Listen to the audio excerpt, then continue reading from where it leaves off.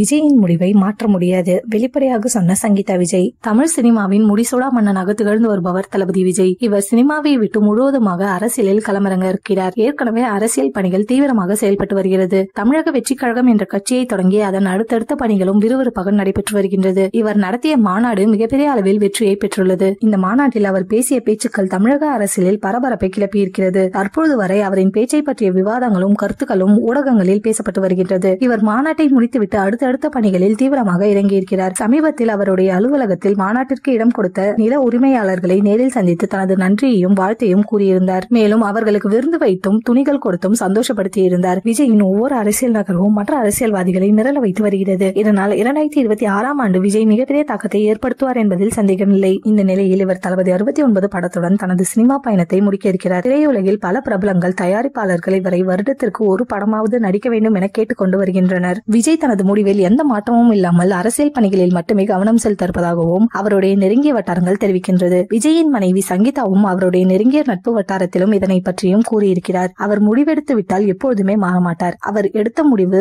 உறுதியாக இருந்து வென்று காட்டுவார் என கூறியுள்ளதாக சில தகவல்கள் வெளிவந்திருக்கின்றன. தன்னுடைய அரசியல் பணிகளில் குடும்பத்தை சார்ந்தவர்கள் யாரும் இடம்பெறக்கூடாது என்பதிலும் முடிவாக இருக்கிறார் விஜய். இதனால்தான் மாநாட்டிலும் மற்ற கட்சி சார்ந்த பணிகளிலும் அவர் குடும்பத்தை சார்ந்தவர்கள் யாரும் கலந்து கொள்ளவில்லை. அவருடைய பெற்றோர்கள் மட்டும் சில விழாக்களில் வந்தனர்.